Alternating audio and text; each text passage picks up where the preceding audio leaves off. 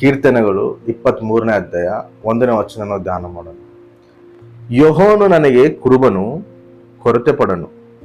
ಇಲ್ಲಿ ದಾವೀದನು ದೇವ್ರನ್ನ ಯಾರಿಗೆ ಹೋಲಿಸ್ತಾ ಇದ್ದಾನಂದ್ರೆ ಕುರುಬನಿಗೆ ಹೋಲಿಸ್ತಾ ಇದ್ದಾನೆ. ಯೆಹೋವನು ನನಗೆ ಕುರುಬನು, ನಾನು ಕೊರತೆ ಪಡನು ಅಂತ ಹೇಳ್ತಾರೆ. ಏನಪ್ಪ ಕುರುಬನಲ್ಲಿ ಆ ಒಂದು ಪ್ರತ್ಯೇಕತೆ ಏನೈತೆ? ದೇವ್ರನ್ನ ಕುರುಬನಿಗೆ ಹೋಲಿಸ್ತದನಂದ್ರೆ ಏನೋ ಒಂದು ಪ್ರತ್ಯೇಕತೆ ಇರ್ಬೇಕಲ್ಲ.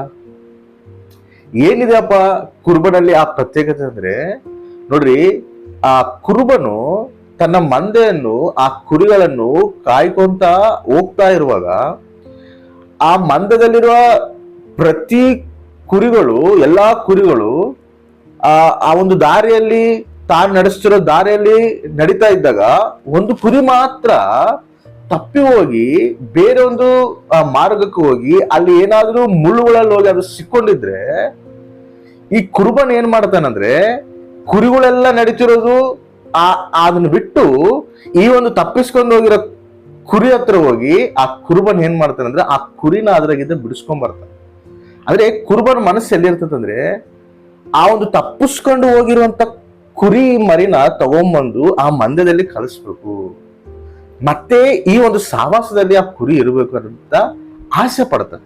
ನಾವುನು ಕೆಲವೊಂದು ಟೈಮಲ್ಲಿ ದೇವರ ಸನ್ನಿಧಿಗೆ ಏನಾದ್ರೂ ದೂರ ಆಗಿದ್ರೆ, ಕೆಲವೊಬ್ರು ಸಂಘಕ್ಕೆ ಬರೋದಿಲ್ಲ, ದೂರ ಆಗ್ಬಿಡ್ತಾರೆ, ದೇವ್ರ ಸಹವಾಸಕ್ಕೆ ದೂರ ಆಗ್ತಾರೆ.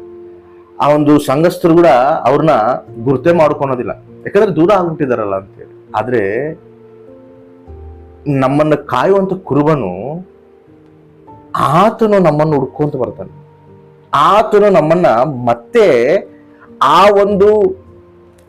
ಒಂದು ಬಂಧಕಲಿದ್ದ ನಮ್ಮನ್ನು ಬಿಡಿಸಿ ತನ್ನ ಒಂದು ಮಂದೆಗೆ ಕಳಿಸ್ಬೇಕಂತ ಹೇಳಿ ದೇವ್ರು ಆಸೆ ಪಡ್ತಾರೆ. ಹಂಗೆ ನಮ್ಮನ್ನು ಬಿಡ್ಬೇಕಂತ ಆಸೆ ಪಡೋದಿಲ್ಲ ದೇವ್ರು. ಕೆಲವೊಬ್ರು ಅಸಲು ಇಡ್ಸ್ಕೊಳೋದೇನೇ ಇಲ್ಲ, ಆದ್ರೆ ದೇವ್ರು ನಮ್ಮನ್ನು ಇಡ್ಸ್ಕೊಂತಾನೆ, ದೇವ್ರು ನಮ್ಮನ್ನ ಕಾಯ್ತಾನೆ. ಆತನಿಗೆ ಏನ್ ಇಷ್ಟ ಅಂದ್ರೆ ತನ್ನ ಮಕ್ಕಳು ತನ್ನ ಮಂದೆ ಒಳಗೆ ಇರಬೇಕು, ತನ್ನ ಸಹವಾಸದಲ್ಲಿ ಇರಬೇಕು, ಆ ರೀತಿ ಇಷ್ಟಪಡುತ್ತೆ. ಆತನು ನಮ್ಮನ್ನು ಸರಿಯಾದ ಮಾರ್ಗದಲ್ಲಿ ನಡೆಸುವಂತ ಕುರುಬನಾಗಿದ್ದಾನೆ. ಅದಕ್ಕೆ ದಾವೀದನು 23ನೇ ವಚನದಲ್ಲಿ ಒಂದು ಮಾತು ಹೇಳ್ತಾನ, ತನ್ನ ಹೆಸರಿಗೆ ತಕ್ಕಂತೆ ನೀತಿ ಮಾರ್ಗದಲ್ಲಿ ನನ್ನನ್ನು ನಡೆಸುತ್ತಾನೆ. ನೀತಿ ಮಾರ್ಗದಲ್ಲಿ ನನ್ನನ್ನು ನಡೆಸುತ್ತಾನೆ. ನಮ್ಮನ್ನು ನಡೆಸುವ ಆತನು ನಮ್ಮನ್ನು ನೀತಿ ಮಾರ್ಗದಲ್ಲಿ ನಡೆಸ್ತಾನೆ. ನೋಡ್ರಿ, ನಾವು ದೇವರು ಆ ಒಂದು ಸಹವಾಸಲಿದ್ದ ದೂರ ಆಗಿ ಲೋಕಕ್ಕೆ ಹತ್ರ ಆಗಿ ಲೋಕ ಸಂಬಂಧ ಆ ಒಂದು ಆಲೋಚನೆಗಳಿಗೆ, ಆ ಲೋಕ ಸಂಬಂಧವಾದ ವಿಚಾರಗಳಿಗೆ ಆ ಒಂದು ಬಂದೆಯಾಗಿ ಬಾಧೆ ಬೀಳ್ತಿರೋ ಟೈಮಲ್ಲಿ ನಮಗೆ ಇಷ್ಟನೇ ಇರ್ತದೆ. ಏನು, ದೇವ್ರ ಸನ್ನಿಧಿಗೆ ನಾವು ಹೋಗ್ಬೇಕು, ದೇವ್ರ ಹತ್ರ ನಾವು ಸಹವಾಸ ಮಾಡಬೇಕು, ದೇವರು ಆ ಒಂದು ಸಹವಾಸದಲ್ಲಿ ನಾವು ಇರ್ಬೇಕಂತೇಳಿ ನಾವು ಇಷ್ಟಪಡ್ತೀವಿ. ಆದ್ರೆ ಆ ಒಂದು ಅಪವಾದಿ ಹಾಕಿರೋ ಬಲೆ ನಮ್ಮನ್ನ ಏನ್ ಮಾಡ್ತದಂದ್ರೆ ದೇವ್ರ ಸನ್ನಿಧಿನಿಂದ ದೂರ ಮಾಡ್ತದೆ, ದೇವ್ರ ಸನ್ನಿಧಿಗೆ ಹತ್ರ ಮಾಡೋಕ್ ಬಿಡೋದಿಲ್ಲ. ಅದಕ್ಕೆ ಕುರುಬನ್ ಏನ್ ಮಾಡ್ತಿದ್ದಾನಂದ್ರೆ ಈ ಮಂದನ ಬಿಟ್ಟು ಆ ಒಂದು ಕಳೆದೋಗಿರೋ ಆ ಒಂದು ಕುರಿ ಹತ್ರ ಹೋಗಿ ಅದನ್ನ ಆ ಒಂದು ಬಂಧಕಲಿಂದ ಬಿಡಿಸಿ ತಗೊಂಬಂದು ಈ ಮಂದದಲ್ಲಿ ಕಳಿಸ್ತಾನಂತ. ಇವತ್ತು ದೇವ್ರು ಕೂಡ ನಮ್ಮ ಹತ್ರ ಅದೇ ಮಾತಾಡುತ್ತೆ. ಮೇ ಬಿ ನೀನು ದೂರ ಆಗಿದೆಯೇನು, ಮೇ ಬಿ ನೀನು ದೇವ್ರ ಸಹವಾಸಕ್ಕೆ ದೂರ ಆಗಿದೆಯೇನು, ದೇವ್ರ ಸನ್ನಿಧಿಗೆ ದೂರ ಆಗಿದೆಯೇನು, ಆ ಒಂದು ದೇವ್ರ ಅನ್ಯೂನ್ಯತೆಗೆ ನೀನು ದೂರ ಆಗಿದೆಯೇನು. ಇವತ್ತು ದೇವ್ರು ನಿನ್ನ ಹತ್ರನೇ ಮಾತಾಡ್ತಿಲ್ಲ. ದೇವರು ನಿನ್ನನ್ನು ಮತ್ತೆ ತನ್ನ ಮಂದೆ ಒಳಗೆ ಕಳಿಸ್ಬೇಕಂತೇಳಿ ದೇವ್ರು ಆಸೆ ಪಡ್ತಾ ಇಲ್ಲ. ಒಬ್ಬ ವ್ಯಕ್ತಿ, ಆ ಒಂದು ಯವನಸ್ಥನು ಈ 23ನೇ ಕೀರ್ತನೆನ ಭಾರಿ ಮಂದಿ ಮೆಸೇಜ್ ಹೇಳುವಂತ ಸಂದರ್ಭದಲ್ಲಿ 23ನೇ ಕೀರ್ತನೆ ತಗೊಂಡು ಹೇಳ್ತಾರೆ. ಎಷ್ಟೋ ಲಕ್ಷ ಪ್ರಸಂಗಗಳು 23ನೇ ಕೀರ್ತನೆ ಮೇಲೆನೆ ಹೇಳಿದ್ದಾರೆ. ಅದೇ ರೀತಿಯಲ್ಲಿ ಈ ಒಂದು ಯವನಸ್ಥನು ಕೂಡ ಈ 23ನೇ ಕೀರ್ತನೆ ಯಾವ ರೀತಿಯಾಗಿ ಹೇಳ್ತಿರ್ತಾನಂದ್ರೆ, ತಾನು ಈ ಒಂದು ಕೀರ್ತನೆ ತಗೊಂಡು ನಗಿಸ್ತಾ ಇರ್ತಾನೆ. ಎಲ್ಲರೂ ಎಷ್ಟು ಇಂಟ್ರೆಸ್ಟ್ ಆಗಿ ಕೇಳ್ತಿರ್ತಾರೆ ಅಂದ್ರೆ ಈತಿನ ಮೆಸೇಜ್. ಎದಕ್ಕಂದ್ರೆ ಈ 23ನೇ ಕೀರ್ತನೆ ಈತ ಮೆಸೇಜ್ ಹೇಳ್ತಾನಂದ್ರೆ ಪೂರ ನಗಿಸ್ಕೊಂತ ಆ ಕುರುಬನ್ ಏನ್ ಮಾಡ್ತಾನೆ, ಆ ಕುರಿ ಏನ್ ಮಾಡ್ತದೆ, ಆ ಕುರಿಯಲ್ಲಿ ಹೆಂಗ ಅನಿಸ್ತತೆ, ಹೆಂಗ್ ಕಳೆದೋಗ್ತದೆ, ಹೆಂಗ ಅದನ್ನ ಹಿಡ್ಕೊಂಡ್ ಬರ್ತಾನ, ಅದನ್ನ ಎಲ್ಲದನ್ನ ಒಂದು ಹಾಸ್ಯಾಸ್ಪದವಾಗಿ ಒಂದು ನಮಸ್ಕೊಂತ ಈ ಮೆಸೇಜ್ ಹೇಳ್ತಾ ಇರ್ತಾನ ಅನ್ಬೋದು. ಅದನ್ನ ಬಾರಿ ಮಂದಿ ಎಂಜಾಯ್ ಮಾಡ್ತಾ ಇರ್ತಾರೆ, ಬಾರಿ ನಗ್ತಾ ಇರ್ತಾರೆ. ಅವ ಎಷ್ಟು ಚೆನ್ನಾಗಿ ಹೇಳ್ತಾನಲ್ಲ ಮೆಸೇಜ್ ಅಂತ ಹೇಳಿ ಅನ್ಕೊಂತ ಇರ್ತಾರೆ. ಆ ಮೆಸೇಜ್ ಆದ್ಮೇಲೆ ಒಬ್ಬ ವೃದ್ಧನು ಬರ್ತಾನೆ, ಒಬ್ಬ ಮುದುಕನು ಬರ್ತಾನೆ, ಬಂದು ತಾನು ಕೂಡ ಹೇಳ್ತಾನ, ಅಪ್ಪ ನಾನು 23ನೇ ಅಧ್ಯಾಯನೇ ನಾನು ಧ್ಯಾನ ಮಾಡ್ಬೇಕಂತ ಹೇಳಿ ಅನ್ಕೊಂತಿದ್ದೀನಿ, ನೀನು 23ನೇ ಅಧ್ಯಾಯನ ಹೇಳಿದೆಯಲ್ಲ ಅಂತ ಹೇಳಿದ್ರೆ, ಸರೇ ಅಜ್ಜ ನೀನು ಹೇಳು. ತಾನು ಏನ್ ಅನ್ಕೊಂತಾನಂದ್ರೆ, ನಾನಿಷ್ಟು ನಗ್ಸಿದ್ದೀನಿ, ಈ ಮುದುಕನೇನ್ ನಗ್ಸಕ್ ಆಗಲ್ಲ ಬಿಡು, ನನ್ನಷ್ಟು ನಗ್ಸಕ್ ಈ ಮುದುನ್ ಕೈಲಿ ಆಗಲ್ಲ ಅನ್ಕೊಂಡು, ಸರೇ ನೀನ್ ಹೇಳು, ನೀನ್ ಕೂಡ 23ನೇ ಕೀರ್ತನೆ ನೀನ್ ಧ್ಯಾನ ಮಾಡ್ಬೇಕು ಅನ್ಕೊಂಡಿದ್ಯಲ್ಲ, ಅದನ್ನೇ ಪ್ರಸಂಗ ಮಾಡೋ ಅಂತ ಹೇಳ್ತಾನ.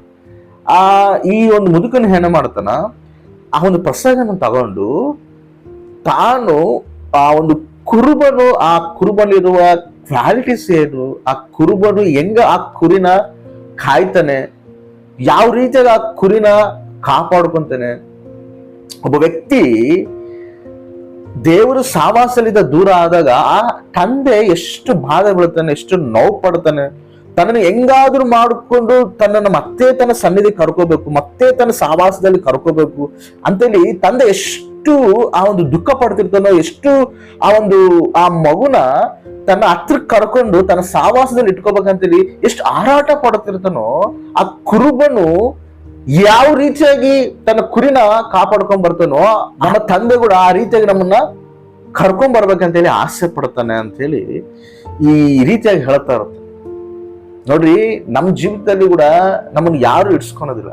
ನಾವೊಂದು ತಪ್ಪಾಡಿದೀವಿ ಅಂದ್ರೆ ಎಷ್ಟು ನಮ್ಮನ್ನ ಅಸಹ್ಯ ಪಡ್ತಾರೆ, ಎಷ್ಟು ನಮ್ಮನ್ನ ದೂರ ಇಡ್ತಾರೆ, ಎಷ್ಟು ನಮ್ಮನ್ನ ಹೀನವಾಗಿ ನೋಡ್ತಾರೆ ಅಂದ್ರೆ ಎಲ್ಲರೂ. ಕೆಲವೊಂದು ಟೈಮಲ್ಲಿ ನಮ್ಮ ಬಂಧುಗಳು, ಕೆಲವೊಂದು ಟೈಮಲ್ಲಿ ನಮ್ಮ ಫ್ಯಾಮಿಲಿ ಮೆಂಬರ್ಸ್, ಕೆಲವೊಂದು ಟೈಮಲ್ಲಿ ನಮ್ಮ ಸ್ನೇಹಿತರು, ಅದೇ ರೀತಿ ಸಂಘದಲ್ಲಿ ಸಂಘಸ್ಥರು, ಒಂದೊಂದು ಟೈಮಲ್ಲಿ ಸೇವಕನು ಕೂಡ ದೂರ ತಳ್ಳಕ್ಕೆ, ನಮ್ಮನ್ನ ದೂರ ಇಡಕ್ಕೆ ನೋಡುವಂತ ಜನಗಳು ಇದ್ದಾಗ ನಮ್ಮನ್ನ ಅರ್ಥ ಮಾಡಿಕೊಂಡು ನಮ್ಮನ್ನ ಮತ್ತೆ ಆ ಒಂದು ಮಂದದಲ್ಲಿ ಆತನೊಂದು ಸನ್ನಿಧಿನಲ್ಲಿ ಕರ್ಕೊಂಡ್ ಬರ್ಬೇಕಂತ ಹೇಳಿ ದೇವ್ರು ಆಸೆ ಪಡ್ತಾನೆ, ದೇವ್ರು ಇಷ್ಟಪಡ್ತಾನೆ. ಆತ ನಮ್ಮನ್ನ ಬಿಡಕ್ ಇಷ್ಟಪಡೋದಿಲ್ಲ, ಆತ ನಮ್ಮನ್ನ ಹಂಗೆ ನಶಿಸೋಕ್ ಇಷ್ಟಪಡೋದಿಲ್ಲ. ಅದೇ ಸರಿ ಬಿಡು ನೀನ್ ಅಲ್ಲೇ ಹೋಗು, ಅಲ್ಲಿ ನಶಿಸೋಗ ಅಂತ ಹೇಳಿ ಹೇಳಕ್ ಇಷ್ಟಪಡೋದಿಲ್ಲ. ತಾನೇನ್ ಮಾಡ್ತಾನೆ ಗೊತ್ತಾ, ಮತ್ತೆ ನಮ್ಮನ್ನು ತನ್ನ ಮಂದದಲ್ಲಿ ಕರ್ಕೊಂಡು ತನ್ನ ಸಾವಾಸದಲ್ಲಿ ಇಟ್ಕೊಂಡು ತನ್ನ ರಾಜ್ಯದಲ್ಲಿ ನಾವು ಸ್ಥಿರ ಪಡಬೇಕು, ನಿತ್ಯವೂ ಆತನೊಂದಿಗೆ ನಾವು ಜೀವಿಸ್ಬೇಕಂತ ಹೇಳಿ ದೇವ್ರು ಆಸೆ ಪಡುತ್ತೆ. ಮೇ ಬಿ ಇವತ್ತು ನೀನು ದೇವ್ರ ಸನ್ನಿಧಿಗೆ ದೂರ ಆಗಿದೆಯೇನು, ದೇವ್ರು ಮತ್ತೆ ನಿನ್ನ ಕರೀತಾರೆ, ಮತ್ತೆ ನಿನ್ನ ದೇವರು ತನ್ನ ಸಾವಾಸದಲ್ಲಿ ಬರಬೇಕಂತ ಆಸೆ ಪಡುತ್ತೆ, ಮತ್ತೆ ನಿನ್ನನ್ನ ದೇವರು ತನ್ನ ಒಂದು ಮಂದದಲ್ಲಿ ಕಲಿಸ್ಬೇಕಂತ ಆಸೆ ಪಡುತ್ತ. ದೇವ್ರಿಗೆ ದೂರ ಆಗ್ಬಾರ್ದು, ದೇವರಿಗೆ ಸನಿಹಿತರಾಗಿ ದೇವ್ರ ಮನಸ್ಸನ್ನು ಅರ್ಥ ಮಾಡಿಕೊಂಡು ಆ ಒಂದು ಮುದುಕನು ಈ ರೀತಿಯಾಗಿ ಕುರುಬನ ಬಗ್ಗೆ ಹೇಳ್ತಾ ಇರುವಾಗ ಅಲ್ಲಿರೋರು ಎಲ್ಲರೂ ಹೇಳ್ತಾರೆ, ಅರೇ ಕುರುಬನು ಇಷ್ಟು ನಮ್ಮನ್ನು ಅರ್ಥ ಮಾಡ್ಕೊಳ್ಳುವಂತ ತಂದೆ, ನಮ್ಮನ್ನು ಆ ಪ್ರೀತಿ ಮಾಡುವಂತ ತಂದೆ, ನಮಗೆ ಇಷ್ಟೆಲ್ಲ ನಮ್ಮನ್ನ ನಾವು ದೂರ ಹೋದ್ರು ಕೂಡ ಮತ್ತೆ ನಮ್ಮನ್ನ ತನ್ನ ಮಂದದಲ್ಲಿ ಕರ್ಕೊಂಡು ನಮ್ಮನ್ನ ಪ್ರೀತಿ ಮಾಡಿ, ನಮ್ಮನ್ನು ಕನಿಕರಿಸಿ, ನಮ್ಮನ್ನ ಆಧರಿಸಿ, ಮತ್ತೆ ನಮ್ಮನ್ನು ಕ್ಷಮಿಸಿ, ಆತನ ಸನ್ನಿಧಿನಲ್ಲಿ ನಮ್ಮನ್ನು ಸೇರಿಸ್ಕೋಬೇಕಂತ ಆಸೆ ಪಡ್ತದನಲ್ಲ. ಇಷ್ಟು ಒಳ್ಳೆ ದೇವ್ರು, ಇಷ್ಟು ಒಳ್ಳೆ ಕುರುಬನ್ ನಮಗಿದಾನಲ್ಲ ಅಂತೇಳಿ ಅವರು ಅಳ್ತಾ ಇರುವಾಗ ಆ ಒಂದು ಹುಡುಗನು ಕೂಡ ಅಳ್ತಾನ. ಅವಾಗಂತಾನ, ಅಜ್ಜ ನಾನು ಈ ರೀತಿಯಾಗಿ ನಗಿಸ್ಬೇಕಂತೇಳಿ ಆ ಸರಿಯಾದ ಕುರುಬನ್ ನಾನು ಅರ್ಥ ಮಾಡ್ಕೊಂಡಿಲ್ಲ. ಆದ್ರೆ ಇವತ್ತು ನೀನು ನನ್ಗೆ ಹೇಳ್ತಿದ್ರೆ ನಿಜವಾಗ್ಲೂ ನನ್ನ ತಂದೆ, ನನ್ನ ಕುರುಬನು, ನನ್ನ ರಾಜನು, ನನ್ನ ಒಡೆಯನು, ನನ್ನ ದೇವರು, ಇಷ್ಟು ಪ್ರೀತಿ ಸ್ವರೂಪನು. ಅರೆ ನಾವು ದೂರ ಆದ್ರೂ ನಮ್ಮನ್ನು ಕನಿಕರಿಸಿ ಮತ್ತೆ ಆಧರಿಸಿ ಸರಿಯಾದ ಮಾರ್ಗದಲ್ಲಿ ನಡೆಸುವಂತ ದೇವರು ನಮಗಿದಾನೆ ಅಂಥೇಳಿ ಬಾಧೆ ಬೀಳುತ್ತಾನೆ. ಇವತ್ತು ನಿನ್ನ ನೋಡಿ ಕೂಡ ದೇವರು ಬಾಧೆ ಬೀಳುತ್ತಾನೆ, ನಿನ್ನ ನೋಡಿ ಕೂಡ ದೇವರು ದುಃಖ ಪಡ್ತಾರೆ.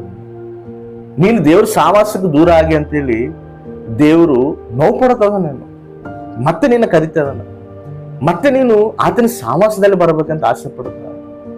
ಲೋಕದಲ್ಲಿ ಬಿದ್ದು ನಶಿಸೋಬೇಕಂತೇಳಿ ದೇವ್ರು ಇಷ್ಟಪಡುತ್ತಿಲ್ಲ. ನಿನ್ ಲೋಕದಲ್ಲಿ ಬಿದ್ದು ನಿನ್ನ ಜೀವನ ಹಾಳು ಮಾಡ್ಕೋಬೇಕಂತೇಳಿ ದೇವ್ರು ಇಷ್ಟಪಡುತ್ತೆ. ದೇವ್ರು ಮತ್ತೆ ನಿನ್ನನ್ನು ತನ್ನ ಸಾವಾಸದಲ್ಲಿ, ತನ್ನ ಸನ್ನಿಧಿಯಲ್ಲಿ, ತನ್ನ ರೆಕ್ಕೆಯ ಕೆಳಗೆ ನಿನ್ನನ್ನು ಭದ್ರಪಡಿಸಿ, ನಿನಗೆ ಹೊಸ ಜೀವಿತವನ್ನು ಕೊಟ್ಟು, ಮತ್ತೆ ನಿನ್ನನ್ನು ಕೈ ಹಿಡಿದು ನಡೆಸ್ಬೇಕಂತ ಹೇಳಿ ಆಸೆ ಪಡ್ತದೆ.